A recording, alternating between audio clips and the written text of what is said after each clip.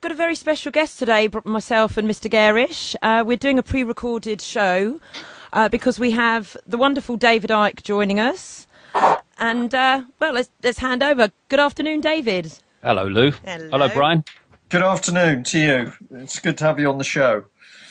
Yeah, it's been a long time, isn't it, really? I've been watching interviews for a long time, and yeah, it's nice.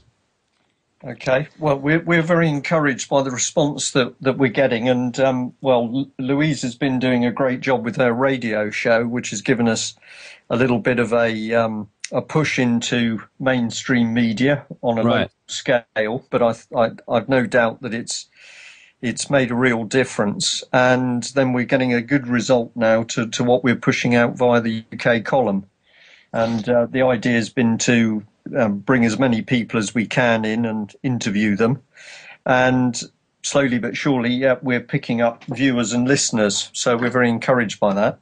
Well, you know, just when I said I watch the interviews, I watch them often when they're put onto YouTube. That's what I mean by watch. I know it's a radio thing, and I think it's very, very important. I think it's been a long time coming that we have a radio voice in this country that can talk about this information that the mainstream won't, because of course, over in America, there's lots and lots of stations and programs that are putting this out, and it's nice that we've got this in Britain, because you know, this in so many ways, this country is the epicenter of all of it. Not only because so much of the control system is covertly operating out of the City of London, as well as places like Rome, etc., but also because, as with America, we're leading the way with the whole conspiracy to enslave people in every area of their lives, mentally, emotionally, and physically. I mean, it's interesting to me to see what is so blatantly happening in terms of politics, not just in this country, but around the world. But this country at the moment is a classic example of it. We have this idea. We have to take this idea, otherwise we might realize we live in a one-party state, same with Americans and others. This idea that there are choices at elections, and then those choices are made by us to decide who the majority wants to be their government, even at its best. That is, you know, imposition by the majority. I think there's other ways we could organize ourselves, but that's the idea.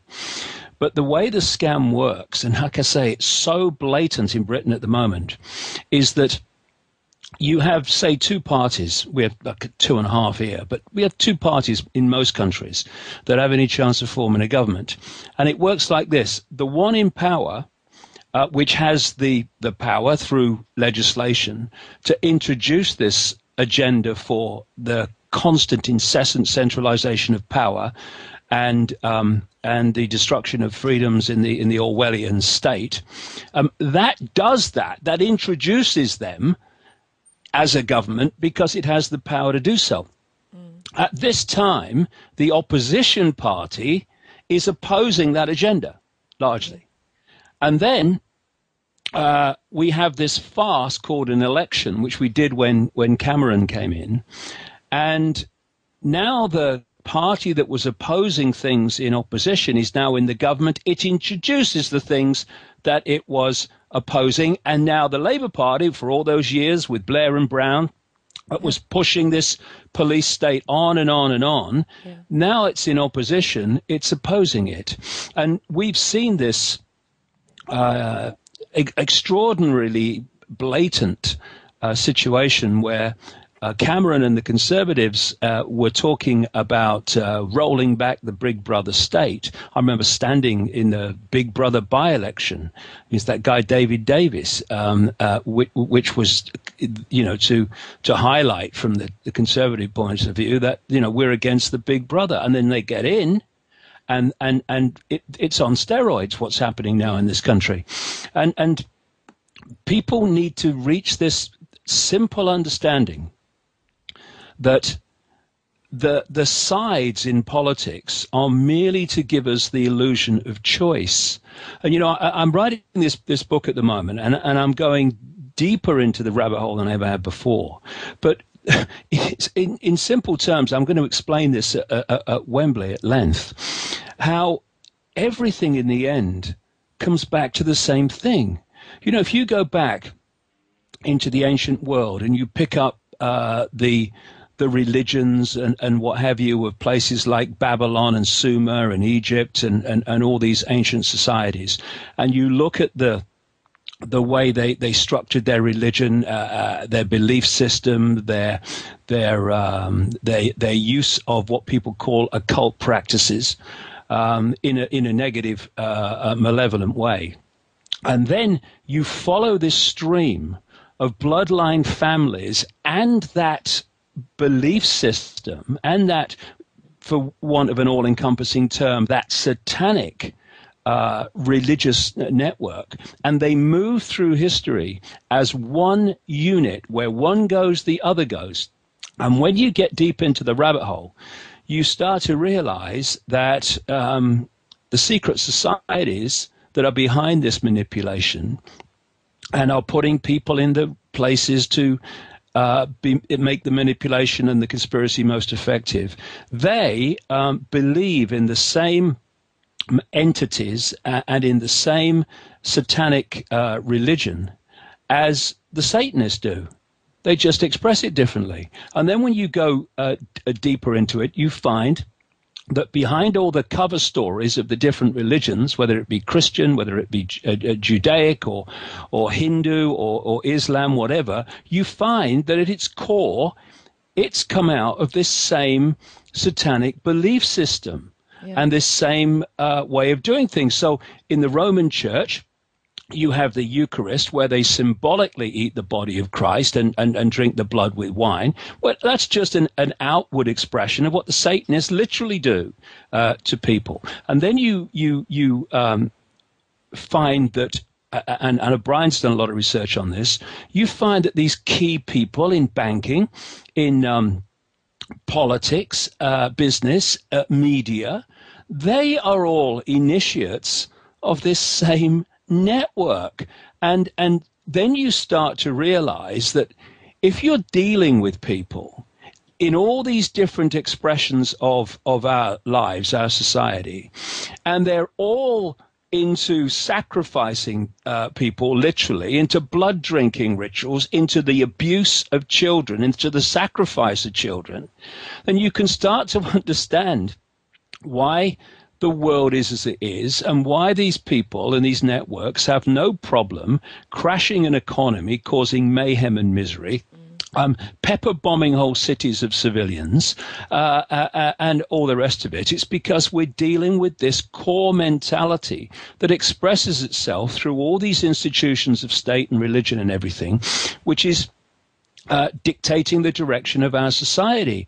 And while people hold on to a strand of this and think, well, yeah, I agree, all the religions are like that, but not mine. Or, yeah. All the secret societies are like that, but not mine. Oh, yeah, a lot of politicians will be like that, but not the ones I support.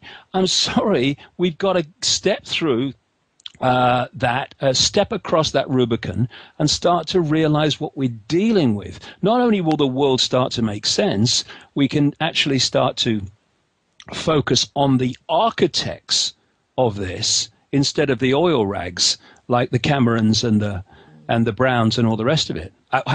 And the Cleggs, my goodness me. Yeah. I mean, we've recently had, it's my pet hate at the moment, well, it has been for a long time, is Tony Blair, and we've recently had him hackled at the Leveson inquiry, when actually Leveson then apologises to Blair for the disruption of the inquiry. And then I think it was a week later, he was heckled yet again in Hong Kong. And his response, instead of anyone making the observation that these people who are calling for his arrest for war crimes, no one picks up on that, but Blair just ends up just laughing it off and saying, I'm used to this, and making a joke of it, that it's something to be laughed at. I mean, this is the kind of mentality, and they seem to be everywhere, these type of people at the moment. Well, the thing is, Lou, I've been writing about this for the best part of a quarter of a century now. Yeah. And they are genetically different. They are. They claim to be genetically different. This is why they interbreed with each other. They are.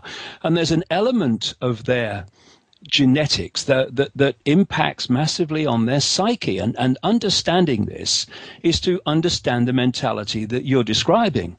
And that is, they do not have the ability to feel empathy. And if empathy is the fail-safe mechanism of human behavior, yeah. If you have empathy and you can put your feelings or yourself in the feelings of those who are suffering the consequences of your actions, that is a great balance, fail-safe mechanism of behavior.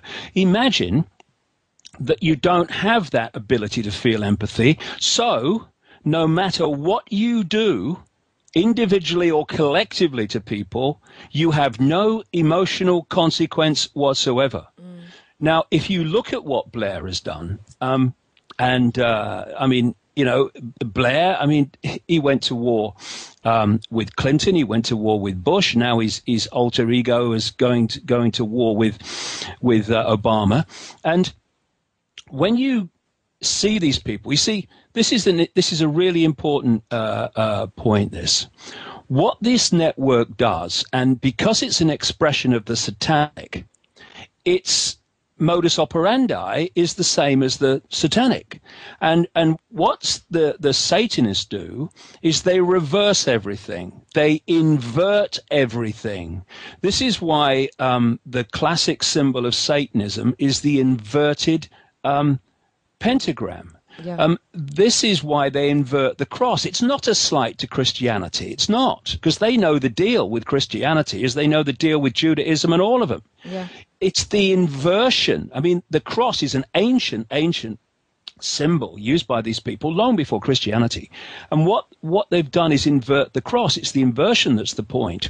So what you have to do to understand society and the way these people work is to invert everything they say and everything they do. So when they say, making a speech saying we want peace, they're actually saying we want war.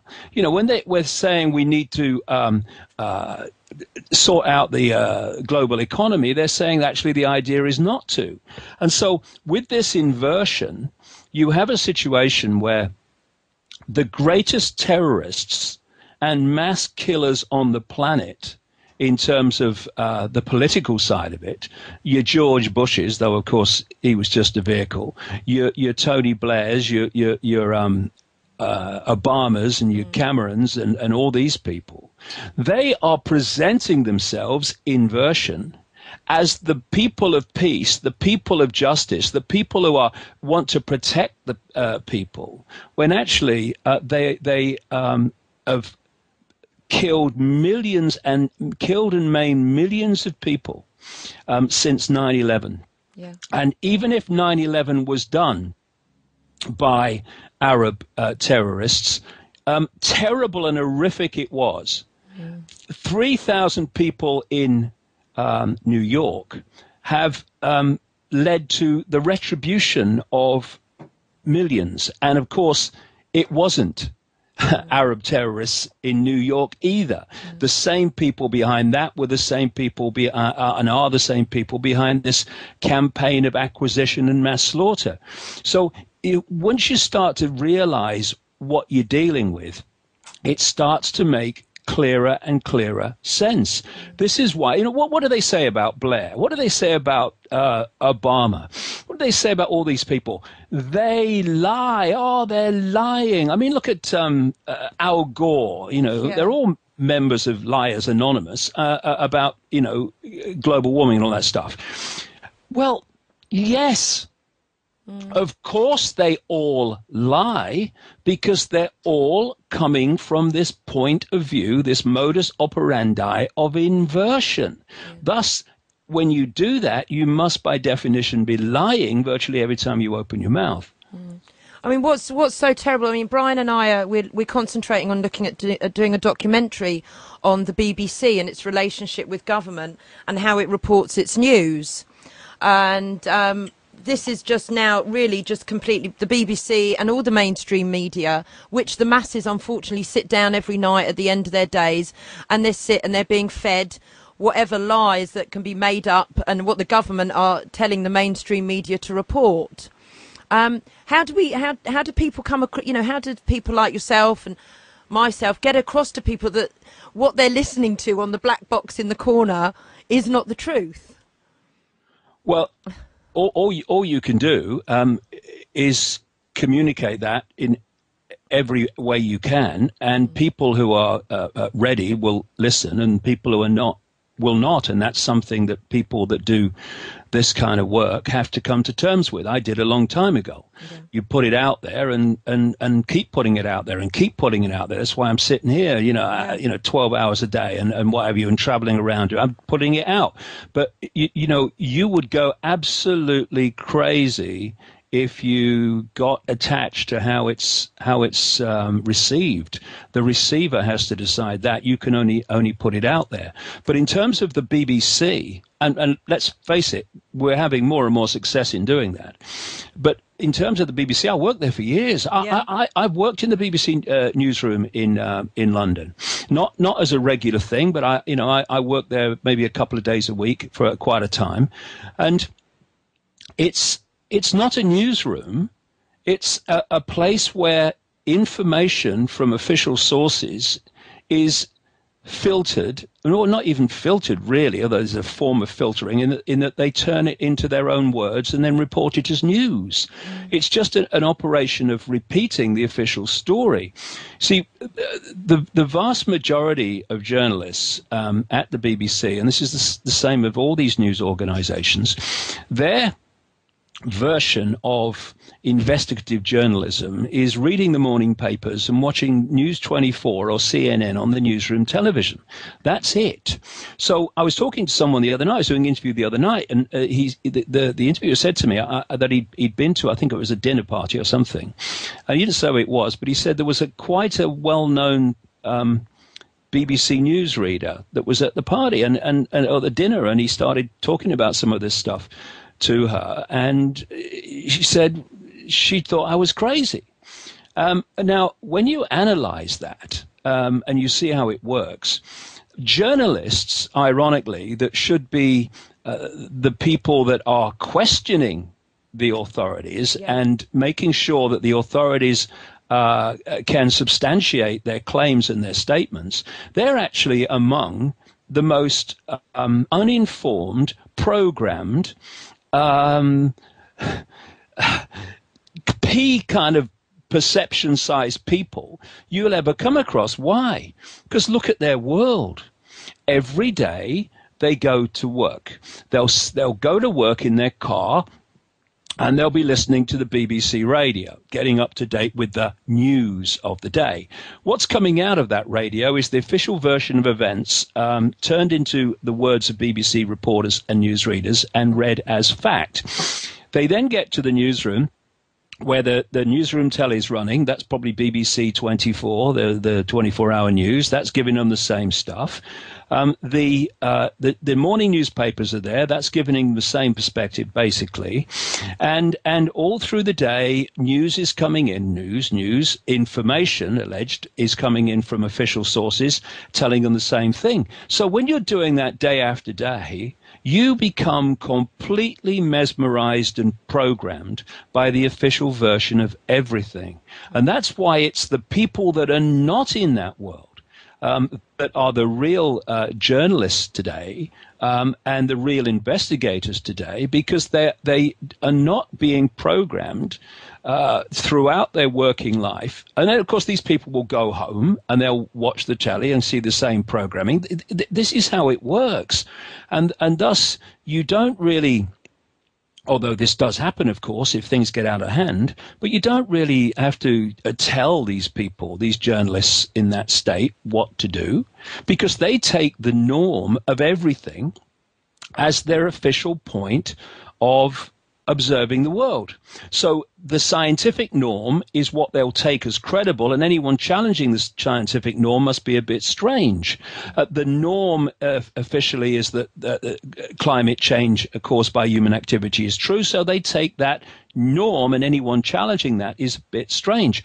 And so it goes on. And then you've got correspondents, so-called experts and reporters that are clueless overwhelmingly about the subject that they're doing. If you're a general reporter, this is the same in the whole of the media, but if you're a general reporter, you turn up and you're given a story that day, and you cover it. You don't know anything about that story when the day started, but by the lunchtime bulletin, they want something. Yeah. And by the evening, they want a bit more something.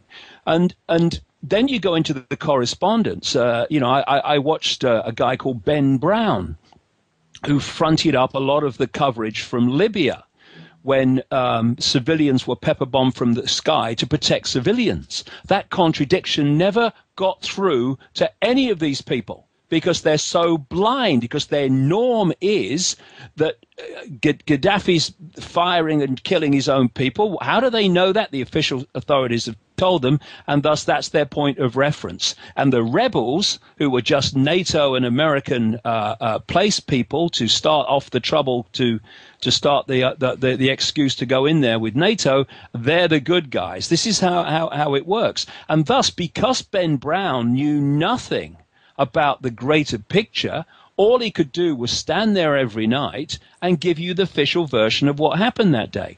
They have another correspondent called Fergus Walsh. He's the scientific medical correspondent. The man hasn't got a clue about medicine or science. So when you're in that situation and you're covering a medical or a scientific story, you have one point of reference for the information you're going to broadcast that day. And that is what the official authorities of medicine and science have told you. Yeah. And these people are repeaters. We do not have a journalistic profession overwhelmingly. That goes under the name of bloggers and radio stations and that are dedicated to this information. That's where the journalism is. What we have in mainstream journalism is a public relations network for the official version of everything. And then there's the other thing about journalists. The worst kind of censorship is not when someone comes along and says, that's going to be spiked, we're not having that. That's not great, but at least it's there. Yeah. And it's being, it's having to be imposed. The worst kind of censorship is self-censorship. And that's what happens in the media. I'll tell you from watching it at close range. What happens is you get a story, and you get an angle on that story which is seriously not the official line. Yeah. What happens then is you know that if you go in that direction, there's going to be trouble. It needs a lot more research than just taking the official line and repeating it, so you ditch it. And there was a wonderful DVD. I think it was called Outfoxed. It was a DVD talking to producers, former producers, and journalists on Fox News, explaining what happened every day. Every morning, the stories that news station, allegedly, were going to cover came down from the management. How those stories were going to be treated and the angle taken came down off the management.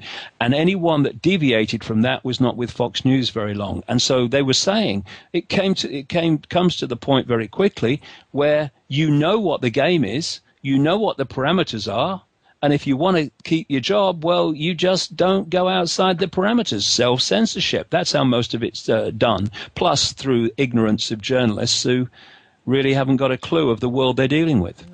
We sorry. Go on, Brian.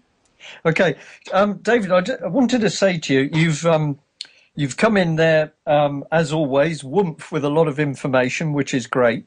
I just wonder I'm going to say ordinary people who are having listened to the programme, and maybe people who haven't come across you before, they will have heard stuff, I've no doubt, they will have read things about you put out by the media that you've just described.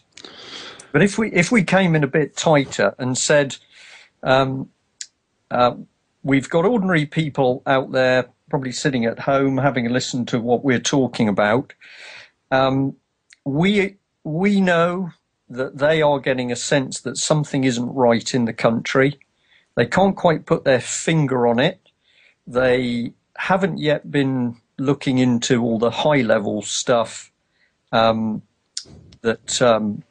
you've covered a little bit of right at the beginning of the program. So if we say at the moment, what is it you would say to ordinary people who are beginning to look around them saying something's not right?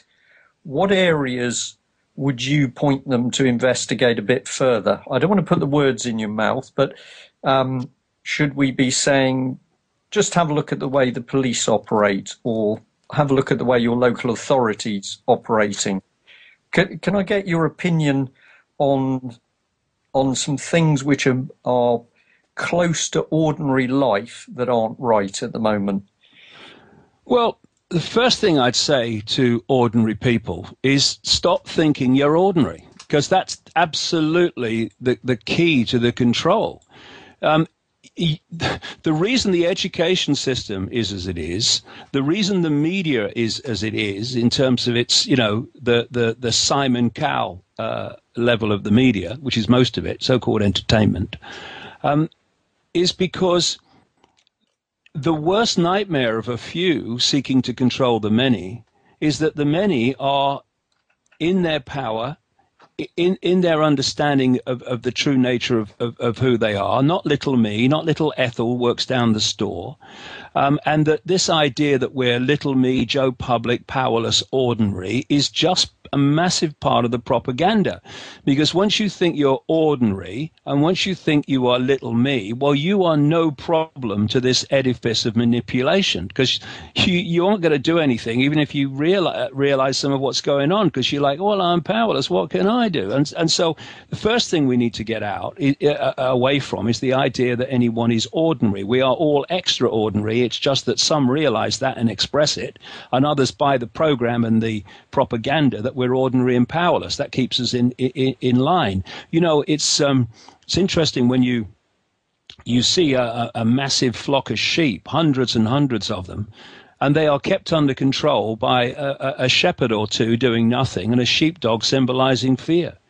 And if they stopped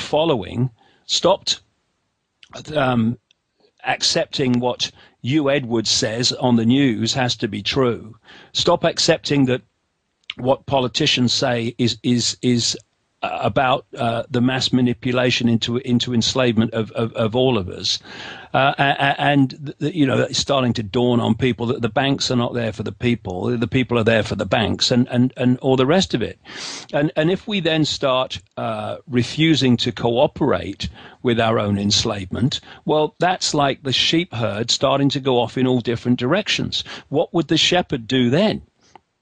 Nothing. They have no power. Once those sheep decide we're not following you anymore, we're not accepting your diktats anymore, and we're going off in the direction that we choose, not what you tell us, that herd of sheep is uncontrollable. The reason they're not is that they follow the one in front. I'll give you a simple example. Someone gets fined a couple of £100 or whatever it is for putting a wheelie bin out at the wrong time. Well, people go, oh, what's the world coming to? It's disgusting. And what do they do then? What time's the X Factor on, right? Well, what if, instead of moaning that hundreds and hundreds of people in the same area put the wheelie bins out at the same time every week indefinitely? I've got a quote that I made on my website. It says you can dam a stream, you can dam a river, but you can't dam a tidal wave. The power is with us, and we need to realize that by first realizing that we're not ordinary. But in terms of looking at things, okay, when there's a few and they want to control the many, there is something fundamental to doing that, and that is that power has to go into fewer and fewer hands incessantly, because the more power that is handed to the few, the more power the few have over the many. And there's another equation that goes with that. The more power you centralize, the more power there is centrally to centralize even quicker. And so we've had this process now over a very long time where humans at one point were organized in tribes, and the people in those tribes decided what happened. Then we had a fundamental epoch-changing period when lots and lots of those tribes came together as what we call nations. Now a few people at the center of the nation are dictating to all the other former tribes collectively. We're now in Europe, my goodness me, are we in Europe, massively on to the next stage, which is pulling all the nations together under a central control, the European Union. It's just the Soviet Union under another name. And so if people just looked at this simple equation, the more you centralize power, the more power the few have over everyone else. And then just look at the world in the last, well, hundreds of years, but on steroids in the last few decades and the 20th century up to now, where every area of our lives has gone through this same incessant process of centralization of power. Politically, it's blatant now. We don't even have democratic control of Europe. It's dark suits like Barroso and Rumpoy. Dictators, that's what they are. We've got to the point now, would we have believed it a very short time ago? I would, but how many others who've not researched this would, where we have an unelected banker who's the leader of Italy, and his cabinet's made up of academics and bankers and non-elected people. I mean, this is the way we're going. Then look at other areas of our lives. I mean, the centralization of power got to a point long ago where it was given a name, globalization. And globalization is simply the incessant centralization of power, giving more and more power to the few. You look at media ownership, the same's happened, banking ownership, corporation ownership. It's all a very clear pattern of centralization of power. Why? Because the more you give power to the few, to the center, the more the few have over the many. So ask yourselves, I would say, why is this happening? Why has it been happening over such a long period of time? Ask why it is that every time the European Union get a reply in a referendum from people in a country, we don't want any more centralization of power that you are proposing, that there's a period where they work on turning that round, and then they have another referendum until they get the result they want. And then, if they look at referendums in Holland, in the Netherlands, and in France, which were so strongly against this European constitution that they realized that they weren't going to turn that round by the old process. So what do? They say, oh, no, it's not the constitution, it's now the treaty. We're calling it the Lisbon Treaty. Of course, 98% is the same as the constitution.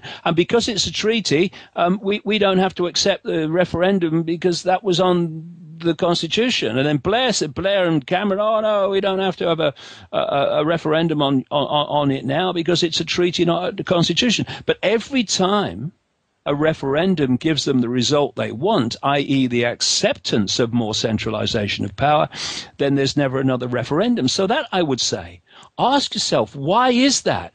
Why is there this obsession with incessant centralization of power, no matter what the public want? And I'll tell you, and I'll give you a quote from Jean Monnet, the so-called founding father of the European Union and what became it. And this is what he wrote to a friend the day after I was born, 60 years ago, 30th of April, 1952. Europe's nations should be guided towards the superstate without their people understanding what is happening. This can be accomplished by successive steps, each disguised as having an economic purpose, but which will eventually and irreversibly lead to federation. And it's still going on. They've crashed the economies in Greece, they've crashed the euro. And what is Rumpy Pumpy and Barroso and this Gang of Four doing? They're suggesting that what's left of sovereignty in the European countries disappears to solve the problems that they have themselves created so that they could offer that solution. So if we just take a deep breath and look at the pattern, never mind the detail, and there's endless amounts of that, look at the pattern. And at the same time that this centralization of power and decision making is going on, then at the same time, more and more of the most basic freedoms are being deleted under the excuses of terrorism. And the only terrorism that I've seen for a long time has been terrorism by the very countries and the very people who are saying we must have our freedoms taken away to protect us from terrorists. Look at the patterns. The patterns are plain because the patterns are real. Yeah. Well, today we had, you must have been aware about Roger Hayes being put into prison today in a secret court with no representation, that he walked into the court and the judge just asked him, are you Roger of the Hayes family, and we're sentencing you to prison. No jury, no representation, just the local council and a judge throwing him into prison. I mean, this is so wrong. This is a dictatorship. Would you not say? Well, I said a long time ago that there would come a point in this covert conspiracy, which it has been for a long, long time, where it would have to break the surface. And there's a simple reason for that. If you have been covertly manipulating towards a certain society, then there comes a point where that society has to start to manifest in the scene, in people's daily lives. Otherwise, you're not going to get what you want. And this is a point where we're at now, where what they've been covertly working towards is now breaking the surface. Now, this is a challenging thing because we don't want it to happen, but it's also a great opportunity. Because I know from my own experience, I'm sure Brian and you will from yours, that as it becomes more and more blatant, people are finding it more and more difficult to be in denial of the fact that it's happening. You know, when someone like me 20, 15 years ago said, look, this is the plan, this is what they want to bring in, it's still at that point, oh, well, it's only a theory, but there comes a point where it's not because it's in your face. And this stuff is now being read on the television news as new government policies and stuff like that. So we are now in this point where it is becoming more blatant. And I would say to people who think, well, I'll just put my head in the sand or turn the television sound up and put my hands over my ears. If you think it's bad now, then, strap in.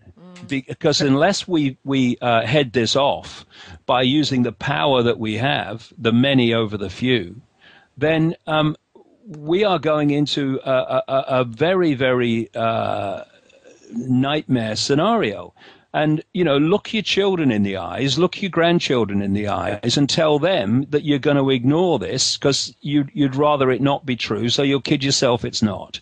Yeah. There was a movie came out a few months ago called Hunger Games, and it symbolized the world they want, where you had the masses, a much smaller population than now, which is part of their agenda, but you had the masses that were basically in prison camps called sectors, living in poverty, unable to have access to most of the land. And they were controlled by this high-tech beyond the lap of luxury few who were living in cities very different to the ones that the general public was. Now, you know, what Hollywood tends to do, and Hollywood, it's all about, you know, occult magic. Hollywood, it comes from the use of the holy wand in the by the Druids and stuff like that, and it is a magical place, Hollywood, in terms of the way that it magically manipulates the perception of the world. I mean, I've traveled the world extensively, and you keep seeing these movies all the times with subtitles and what have you all over the world. It's a great place of programming, and there's a part of the programming arena called predictive programming, where they basically tell you what they're going to do. They don't tell you that, but they actually put it in front of you.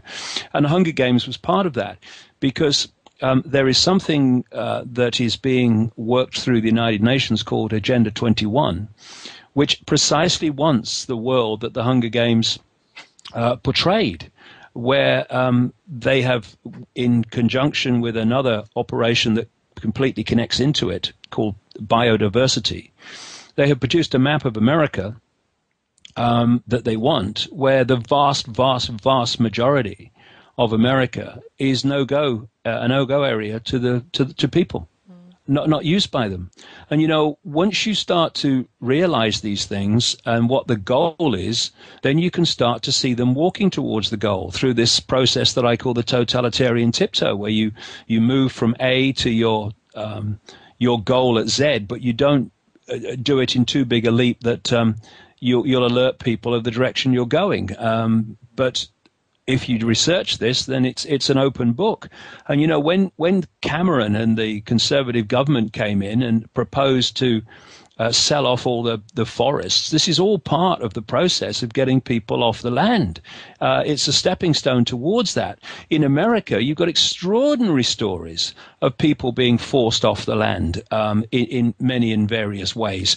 You know, last year when they had the Mississippi and Missouri rivers overflow massively, there came a point where the Corps of Engineers blew the levees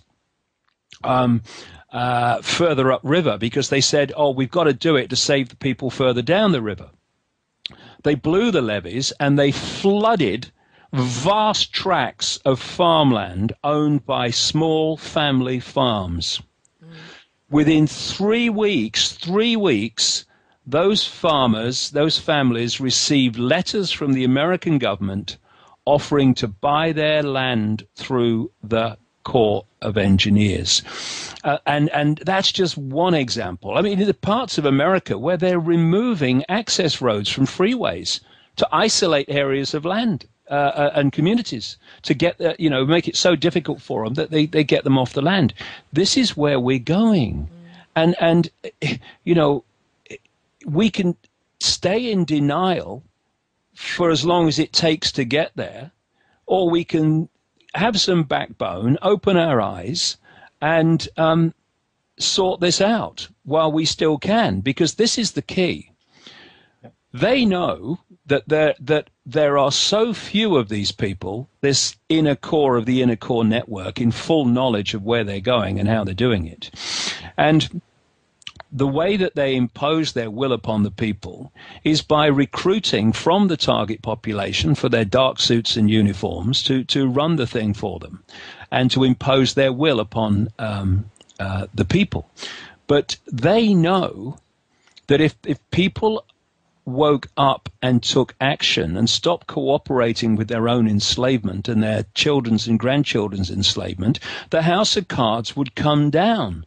Because it's only standing up with our acquiescence, our ignorance that we're doing it, but that's less and less a plausible excuse the more that this information circulates. So they know there is a colossal danger that enough people will work it out and act upon what they've worked out. And so what they're working so hard to do is to get the structure of control technologically in so many other ways in place before enough people have awoken and taken action on the back of that to bring this thing down.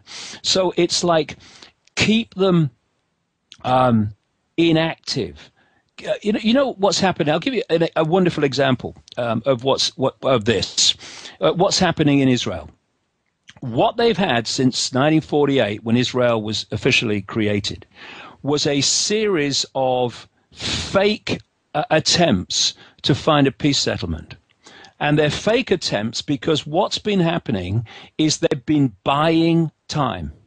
Oh, we'll have a roadmap. We'll have talks about talks. But every time it gets close to any kind of agreement getting in any way close, there's always an excuse. There's some terrorist bomb goes off, which invariably has been done covertly by Mossad to kill the talks. And what's happened over these decades and decades and decades is that the Israeli government has bought enough time to go a very long way down the road to outright genocide against the Palestinian people. And they've bought the time to do it. And now they've reached the point where they have so much control and the Palestinians are in such a weak position that basically they couldn't care less what you think now. They're doing it so openly and blatantly. Now, they want to, and they are doing exactly the same thing with humanity as a whole. They are trying to get us to be inactive for as long as they can to buy the time to get all these things in place so that when people have woken up and start to respond, they're facing this edifice, not least of technological resistance. Because, you know, all this surveillance of people, all this surveillance technology, all this increasingly openly they're saying, yes, we're going to follow you on the internet, we're going to be able to read your emails and all this stuff. This is not for the mass of the population. No. This is for people who are in any way waking up, and they're preparing with it the people that are going to wake up in ever larger numbers in the next few months and years. It's for them to stop that expressing itself in bringing the house of cards down. This is why every day that we do nothing is a day lost because of what's happening. And, you know, I see things like, even in the conspiracy research movement, I see people putting out bloody nonsense about there's going to be mass arrests and all this stuff. And what's that saying? The cavalry's coming. Oh, you don't have to do anything. Someone else is going to sort it out. Buying time to complete the job. You know, we are the ones in this situation. We are the ones that need to sort it and take responsibility for it. Because if we hadn't been looking the other way all this time, watching the latest crap from Simon Cowell, we wouldn't be this far along the road that we are. Yeah, David, if I just... sorry, Louise, do you want to go? No, you go, because James has just joined us now, because it's kind of getting on to sort of Liberty Tactics, which is our other show on Friday, like empowering yourself. But you carry on, Brian, and then James and I will jump in a minute. Okay, well, just two things. Is one, I'm listening to this extremely interested, and you know, for listeners who want to know, I can't remember when it was, but a long time ago now, when I read one of your books, David, and the thing that I paid attention to, and I'm not going to get on to the topic now because we're coming up to Louise's time and James, but. Thing that I picked up on was that you were talking about sorry, and has he gone? He's disappeared. He has disappeared. The mist. Well, David, this is James. Hello, David. Hello, James. Nice to meet you. We've got a little website, libertytactics.com, and James actually found the Rockefeller Foundation document that Patrick Henningsen actually posted it on InfoWars for us, with the 13,000 to die at the Olympics. Right. That was predicted. So James found that article and rewrote it. He found the paperwork and rewrote it. And we've set up a little website, and we've got this Friday show on critical mass, haven't we? Yeah. And it's kind of about people starting to self-empower themselves, preparedness, and... on last Friday, David, I had a phone call from the whistleblower who went on to Tony Gosling's show. Yeah, I saw your interview with him. Yeah, so we had him on the show last week, and then I had him back on the show, and Patrick Henningsen from InfoWars, who came over recently and spoke to you. Right. We did another show with him. Now, it's quite funny because James and I have been talking a lot about the Olympics. Is it all set up for something to happen? And I was just really, your thoughts on the Olympics, to begin, the first subject is your thoughts on the Olympic Games, and do you think something's going to happen? Oh dear. Well, I mean, I could talk for ages. It depends how deeply you want to go. But let's go deep. Okay then. What these people do, for reasons I explain in my books, they feed off human energy and they manipulate the Earth's energy field because, we see our body. It appears to be solid. It appears to be physical. It's not. There's no such thing as the physical. I mean, quantum physics will tell you that. It's a hologram. It's illusory physical. And there are many levels to the human form, and one of them is an electromagnetic field that we call the human aura. And at the level of the electromagnetic, we can connect into the electromagnetic field of animals, of plants, of anything. And we certainly interact on that level with the electromagnetic field of the Earth. So we're in. If you kind of symbolize the Earth's magnetic field as the wireless internet, and the human form is like a computer that connects into that wireless internet, there is an interaction between the two. When you go into a house or a building where there's been a lot of really negative things, you go, oh my goodness, it's horrible in here. Well, what's making you do that? You're picking up the distortions and imbalances in the electromagnetic field. And then you go to another place and you feel really high and joyous because you are actually connecting into a balanced electromagnetic field and thus having a good experience. So where I'm going with this is that you can manipulate the population individually and collectively by accessing the electromagnetic field and of the people, and you can also trawl their energy, particularly if you can gather them together in large numbers. And another thing, and I know a lot of people listening to this will find this hard to take if they are new to it, but everything has an electromagnetic field. A flame has an electromagnetic field. A symbol has an electromagnetic field. A deity in a church has an electromagnetic field. Everything does. It's all energy in the end. And thus, we can be manipulated on that level by other electromagnetic fields.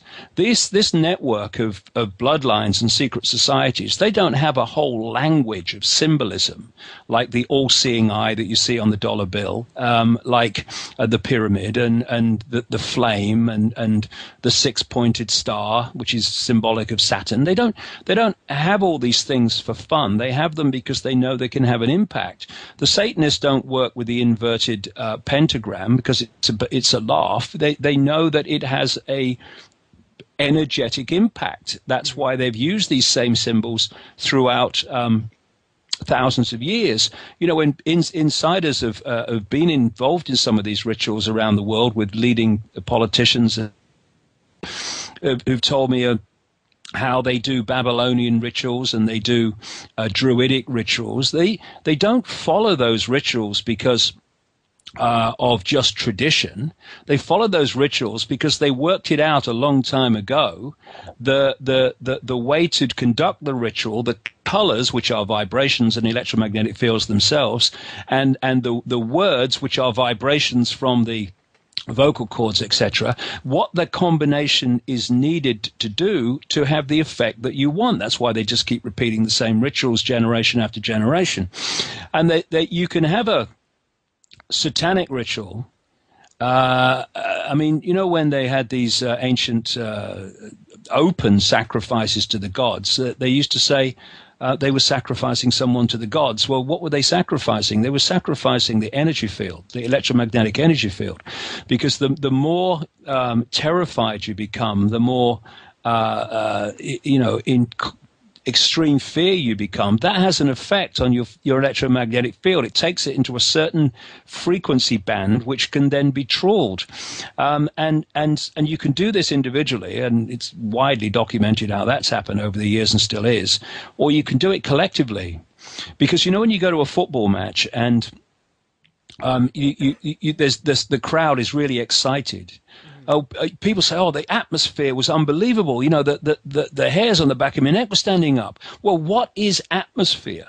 It is the energy of excitement electromagnetically generated by the sum total of the crowd. That's why the hairs stand up on your back of your neck. It's an electromagnetic field.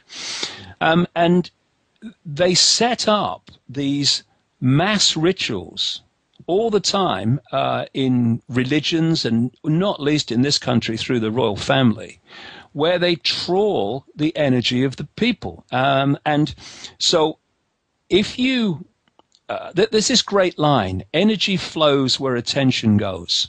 I was talking on the Alex Jones show the other day, and he was saying how he's experienced feeling someone was looking at him, behind him, in a restaurant maybe, and he's turned round and he's seen this person looking at him. Well, what has he been feeling? He's been feeling the energetic connection that is made when you focus. So the person is focusing on him, and what people would say, he's looking at me intensely. But that focus on an electromagnetic level generates a connection, and that's what you feel when you feel, I just feel someone's looking at me, and you turn around and they are. And this connection can be made by getting anyone to focus on something.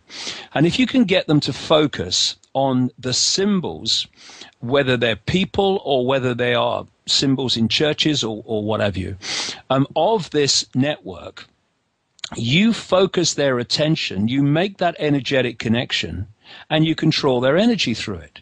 Because this world is being manipulated not primarily from the world that we see, but from frequency bands beyond it, where this energy is trawled from humanity in general. So when you look at this summer, because you can never take one thing in isolation, it's always a sequence. We've had mass ritual after mass ritual this summer in Britain.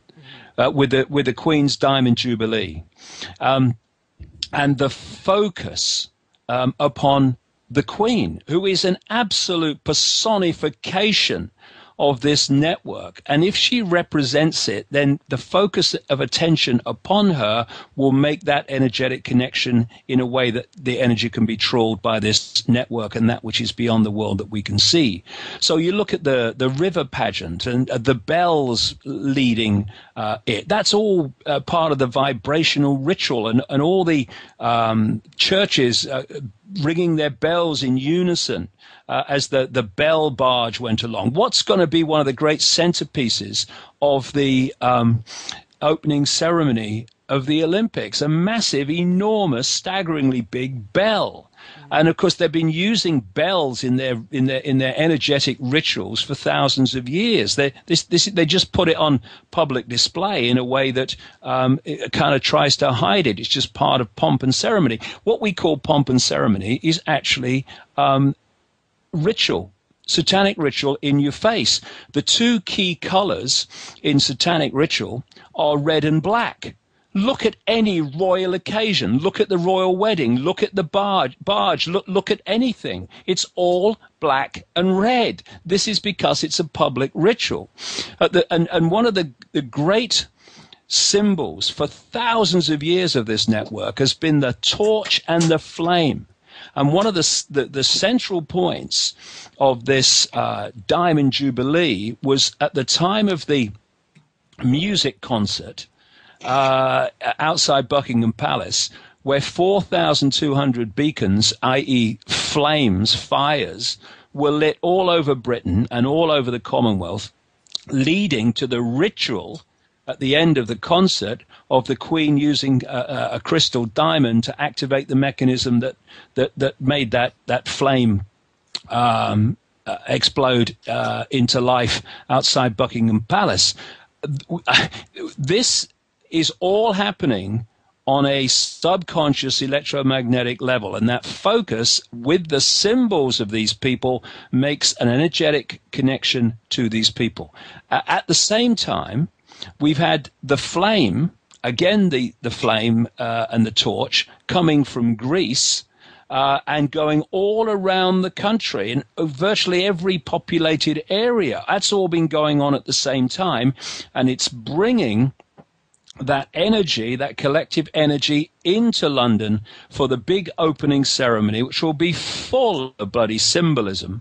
With the moment when the flame is lit in the cauldron. The cauldron, of course, used in these rituals for thousands of years.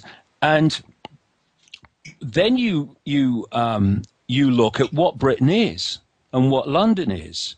You know, I talk about the Earth having this electromagnetic field. Well, you know, we know that.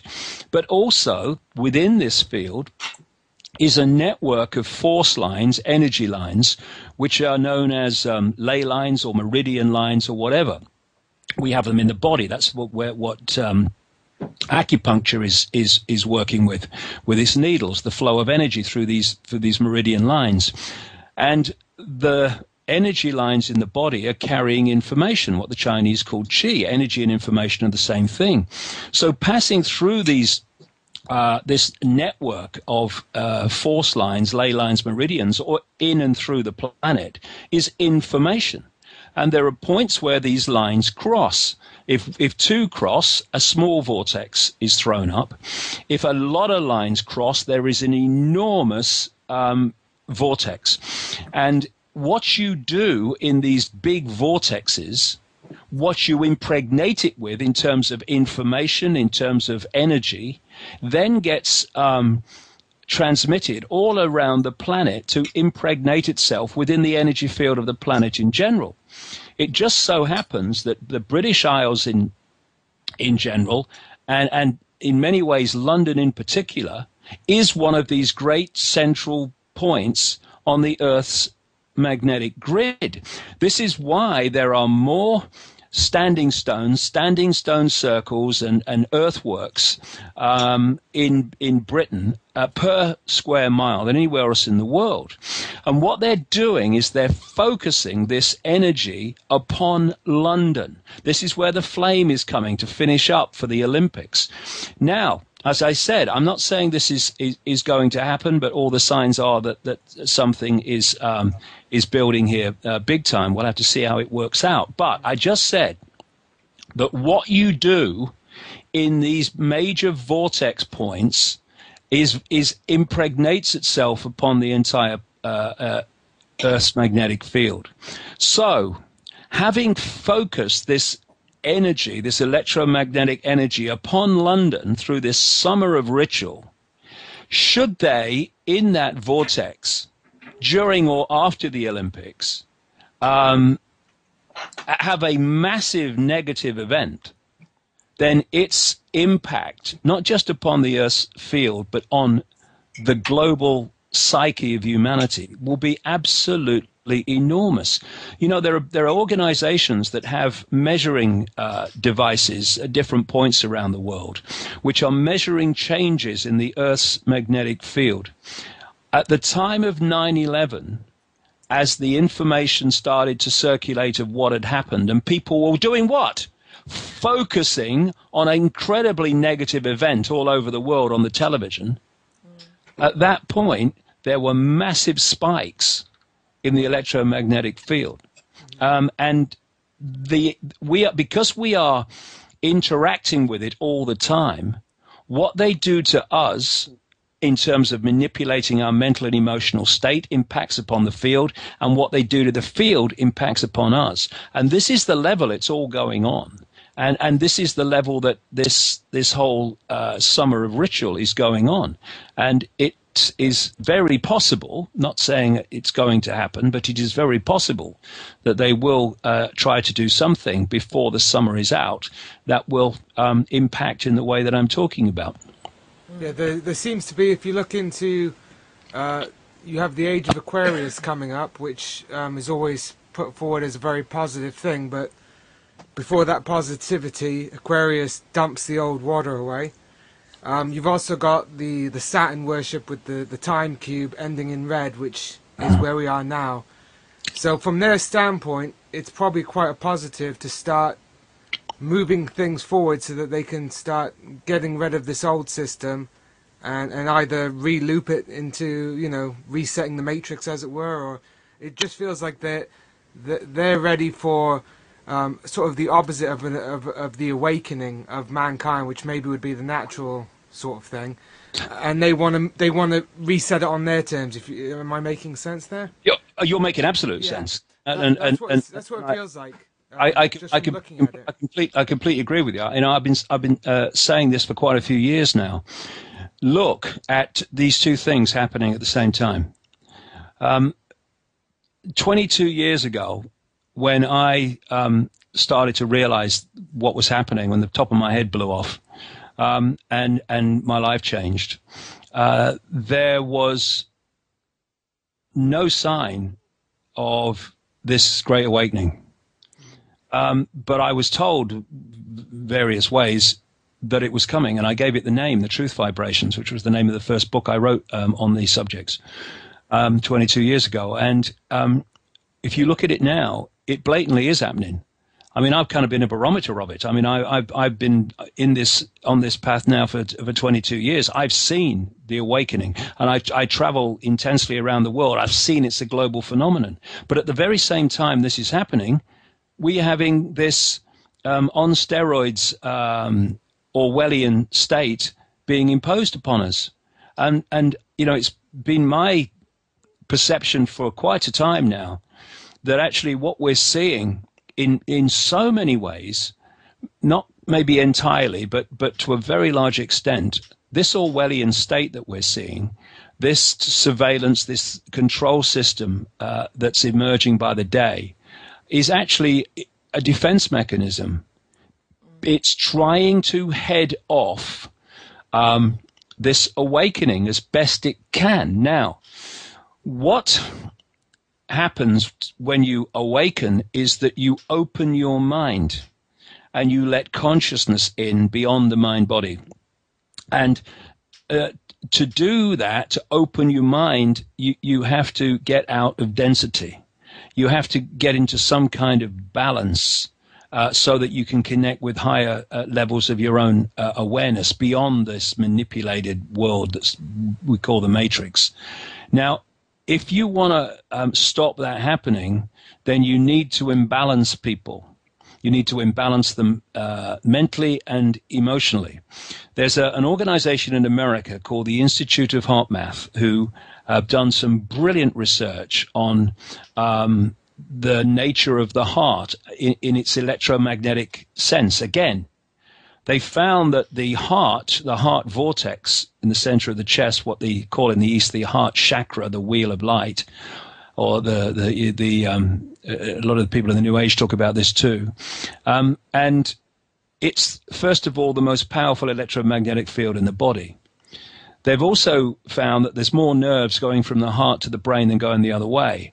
And all the evidence and all the experience, really, of daily life is that the true innate intelligence is in the heart. When we talk about feeling intuition, we don't put our hands to our head. We put our hands to our heart. I just feel it. I just feel it. And we are, in body language, going to the point where that feeling's coming from. I think there was even a study that showed that there was some sort of precognition with the heart, and that the heart knew something was happening before it happened and before the mind could react to it. It was sort of like... Really? This was, I think it was in the Living Matrix, which I believe you were in. And yeah, well, that's... studies going into that, and... That's absolutely right, because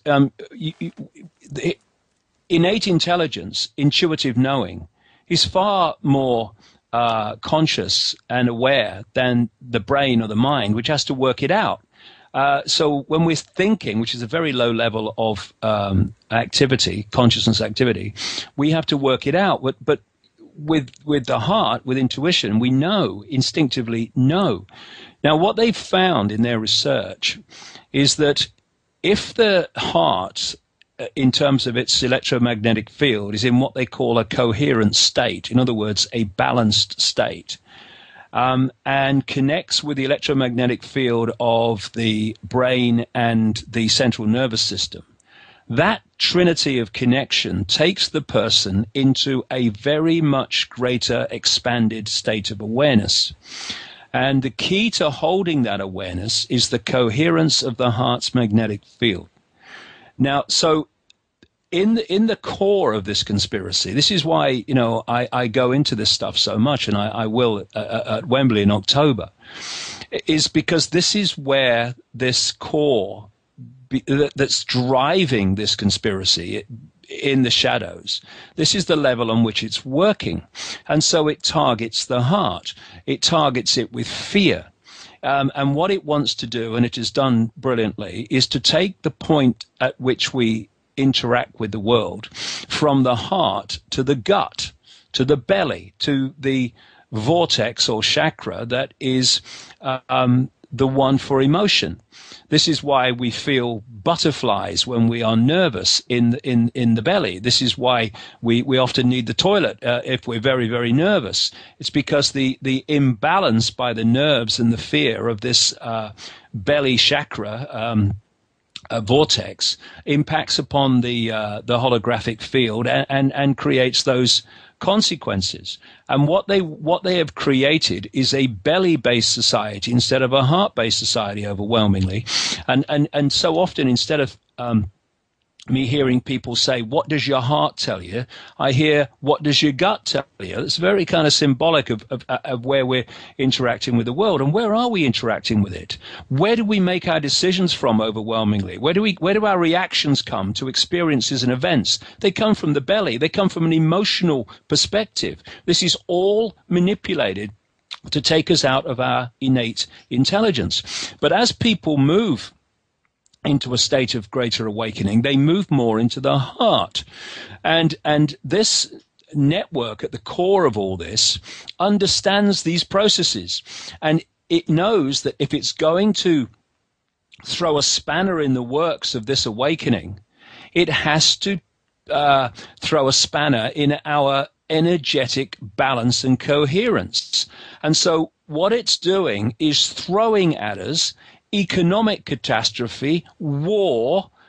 It's putting things in the food and the drink and the water, which affect us hormonally and chemically, which impact upon the energetic balance of the body, and they are trying as much as possible to destabilize us, to stop us taking full advantage of this vibrational change that's going on, which is impacting upon people's perception so more and more obviously.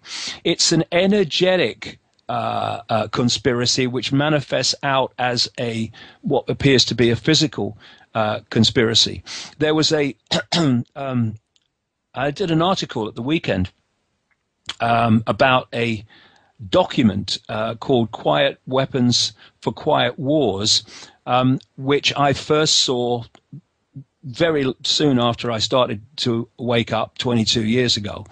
And it came to light in, 1989, I think it was. And it was 1986, and it was dated 1979. And it was a manual for people who've been recruited into the government, military, mass mind control, mass perception manipulation programs, to show them and tell them how it's done. And it goes into how the whole thing about human control, as I've been saying for years and years and years, is actually about perception control, perception manipulation. If there's a few in you and you want to control the many, you ain't going to do it physically. You can do it in small areas with tanks in the streets, but you can't do it to 7 billion people. You have to do it by controlling their perception so that they see themselves in the world and behave, therefore, in ways that suit your conspiracy. But where I'm going with this in terms of this energy is it goes in some considerable detail into the nature of the economic system. And it says that actually it was understood a long time ago, and the Rothschilds were very much involved in this, it said, that the economic system responded very much and acted very much like an electrical energetic system. And so what they've done is create an energetic construct called the financial system to control the flows of power, information, electricity, which makes sure that the flow of power, here we go again, what I've been talking about, trawling the power of the people, the power ends up with them. So we see it in the holographic world, what we call physical, as all the money ending up with a few people.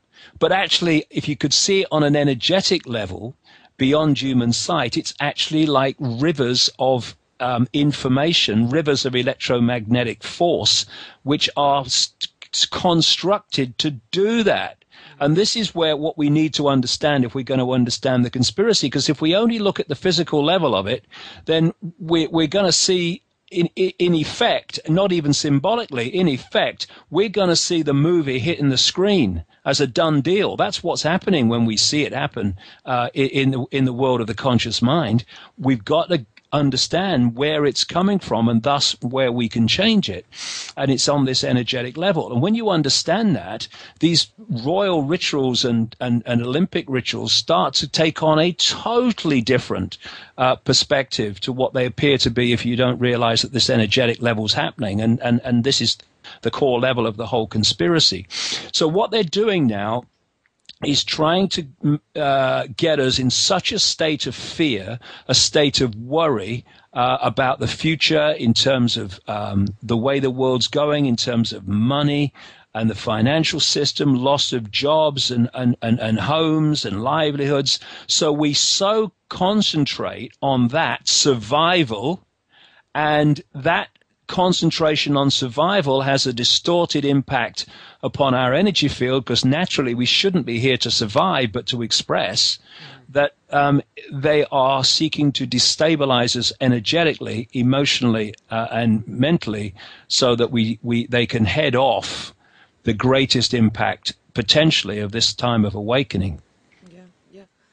And we've had today go on. Well, I was just going to say, I just wanted to quickly touch on talking about we've got all this news going on about the God particle. One article that struck me this morning was that scientists have come up with a way that they believe that they'll be able to detect dark matter, which is, of course, the theoretical substance that is basically keeping all of our atoms together.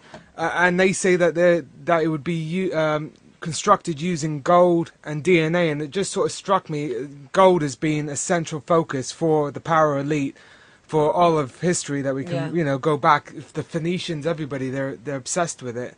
And, maybe, do you think there is any sort of correlation with their ability to control, all of the things outside of the holographic world that they would use gold for, or is it simply just a tool of, like money?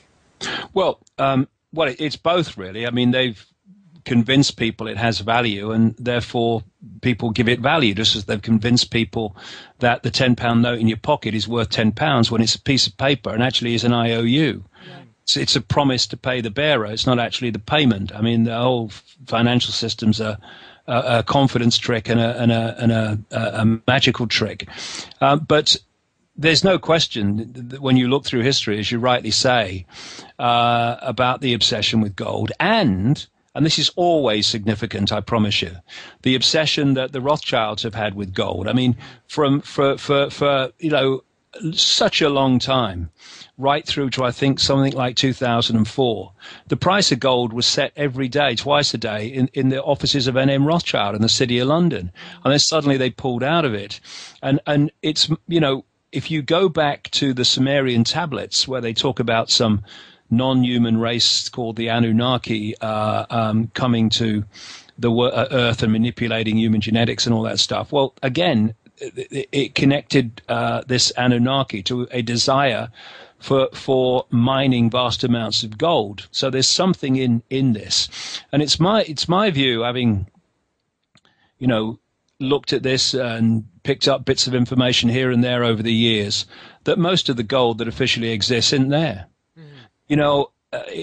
When people like the president of Venezuela suddenly demand that all their gold, all the Venezuelan gold, Chavez, is physically, not in paper, physically returned to Venezuela, then at the very same time that the stories are circulating that gold ingots have been drilled into and found to be tungsten bars covered with only a small amount of gold, because tungsten actually has very much the feel and weight of gold, and that's why they use tungsten. And then you've got someone in Ron Paul, the congressman in America, who picked up this whole theme of there's no gold in Fort Knox. And he asked Fort Knox if he could go in and see the gold. This was last year. And they said no. And he found out that no politician had been allowed into Fort Knox since 1974. Yeah. Then one of the television stations, the mainstream television stations, asked if they could go in and take stock footage of the gold, because no stock footage had been taken since, again, 1974, and they were refused. And there's something very, very significant about this gold, and I do strongly feel that most of it's not there. I mean, there was another story where a guy who officially owns gold asked, I think it was a Swiss bank, to produce it so he could see it, and all hell broke loose trying to find it. But of course, it does. Of course, Gaddafi had possession of quite a lot of physical gold, which conveniently disappeared. So it does seem that the worth of gold that we're seeing and the worth of gold to the power elite is quite a bit different, because it seems to vanish. Yeah. Yes, and in the end, it has to come down to something, because this is where it always comes down to with these people. It has to come down to something to do with its vibrational frequency and the impact it has upon energy, the impact it has on consciousness. It always does. I know you want to go and get your dinner, but I just a very touch on this Saturn worship, if you don't mind. James has got me totally hooked on it, to do with the black cube, and you've got the cube that they pray to in Mecca. In the United Nations meditation room, there is a big black cube that is sitting there. What are your thoughts on all this? That the power elite is actually Saturn that they are worshipping. Well, I've written extensively about it. Yeah. My last book, Remember Who You Are, Yes. Was very much centered on this, and the book I'm writing at the moment is massively centered on this in a much more expanded way, because of course you learn more all the time. Yeah. And it's my view that this matrix is actually being generated from Saturn. That's what the rings are. Yeah. I've been reading about and watching a video of, actually, a man who's quite elderly now, called Berggren, who was an insider in America in these space projects and what have you, who says that he's written books about it. He's seen craft which seem to take an electromagnetic form, which are spinning around the rings of Saturn and building them. Something's coming out of them, which is manifesting as the rings of Saturn. Because when you look at the ancient accounts of Saturn, which seems to have been much closer to the Earth at one point, it's a big story. Velikovsky and all these people that talk about great cataclysmic changes in the solar system, I think, are absolutely right. So Saturn was much more focused on in the ancient world. I never had rings. Well, it's got rings now, obviously, and I say that that's a form of broadcasting system, which actually we're picking up. For me, I go into this in detail in the books, and I will at Wembley. All this new stuff I'm going to do at Wembley. The genetic manipulation of humanity, which is talked about by all the ancient societies, was to tune human DNA, which is a receiver transmission system, into this matrix frequency. And so we're picking up this fake reality. And this band of this matrix operates in the frequency band of what I call body-mind. That's the human body and the lower auric field. And if you are only perceiving, if your point of attention is only in that level of perception, then you're in the matrix and you're of the matrix.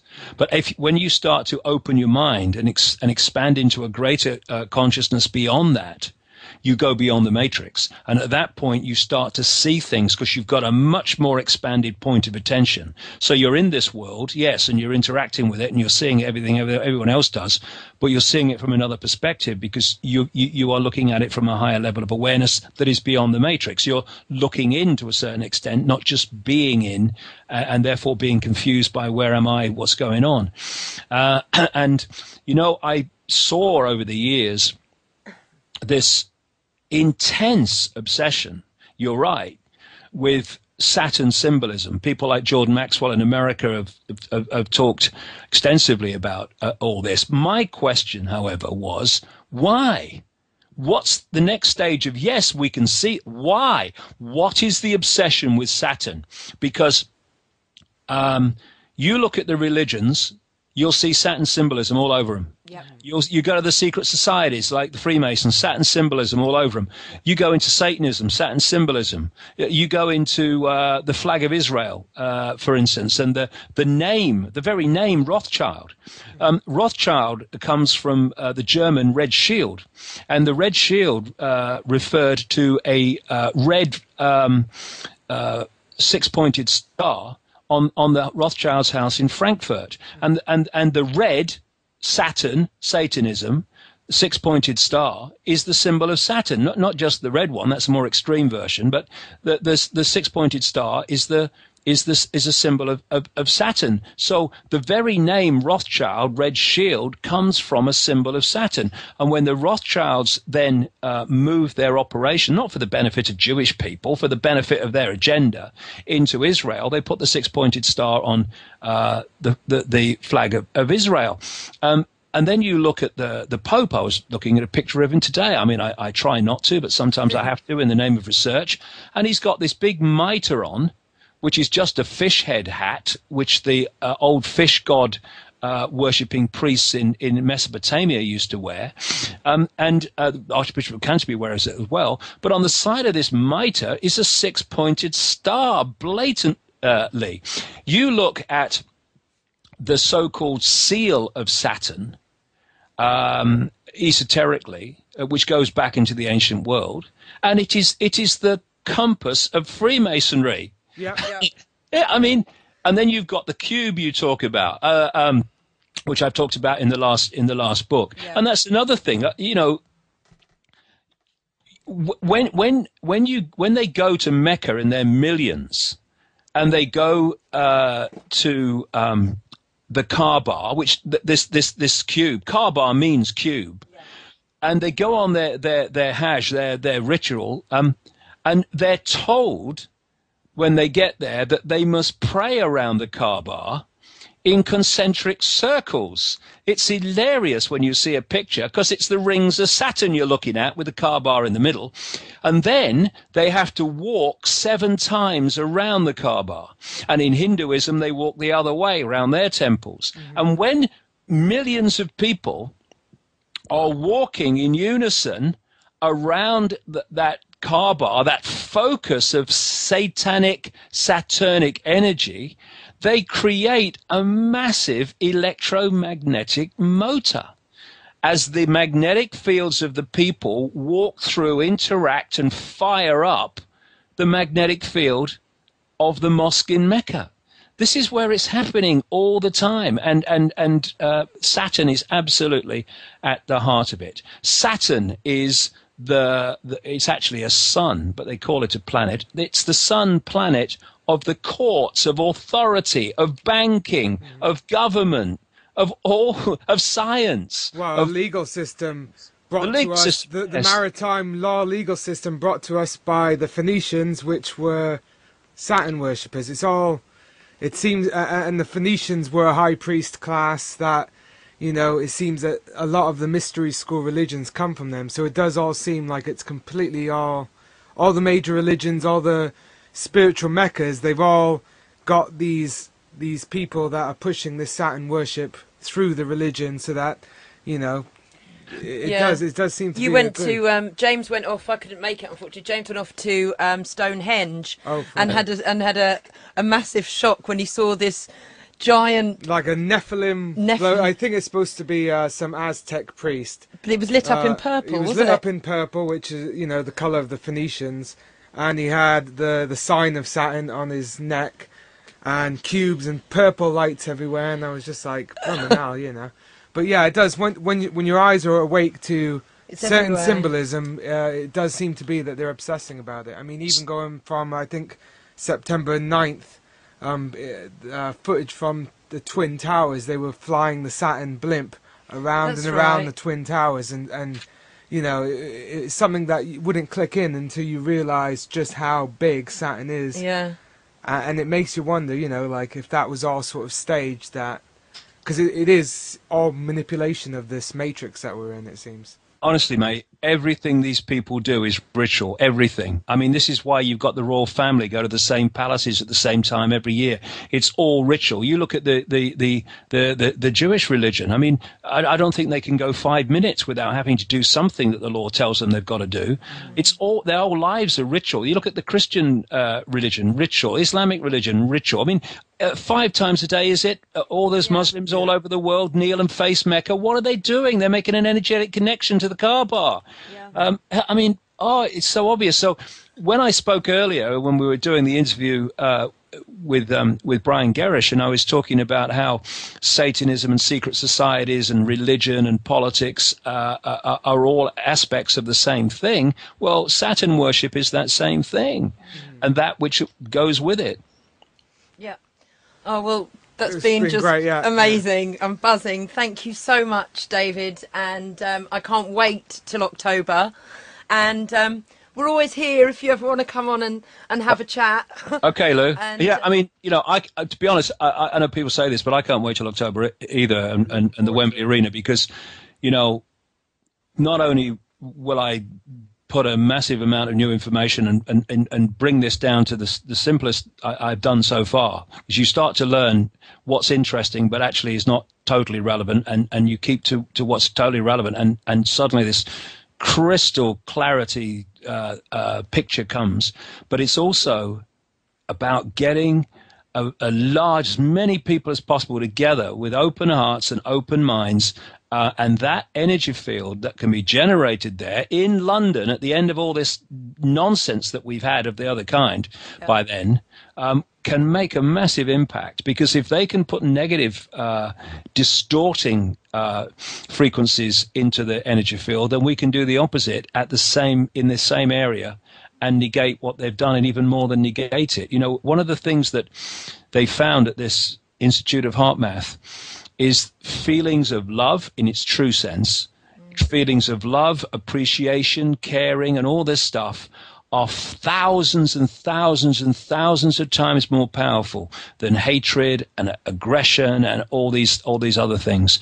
We have the power, and because they know that, they've pulled us into the belly, so we're out of that power, and we want to come back into it at Wembley, big time together. Yeah. Have you got anything planned before Wembley? Are you going abroad again and doing tours? No, concentrating on the book. I did 45,000 miles about that in the air last year, all over the world, about 1.5 times round. I mean, I you know, you could have poured me into a jar at the end of the year, and but I wanted to leave the talking to Wembley this year and write a book, and also, you know. I've been talking all over the world for all these years, but I'm going to start with a blank sheet of paper for the Wembley event and put together a whole new presentation from scratch. So that's going to take me at least a month, maybe a couple of months, so to do it properly, because you know, there's so many images, and you have to inwardly digest, as my teacher used to say. Icke, inwardly digest the information relating to the picture, and it takes a lot of time. So that's the rest of my year. But I think I'll be back. I'll be back going through not going through them, but going past the body scanners in 2013 quite a lot, I think. Fantastic. Great. David, thank you so much for sparing your valuable time to talk on our little show. It's Thanks great. a lot, It's been a real David. pleasure, honestly. It's been a real pleasure. Thanks very much.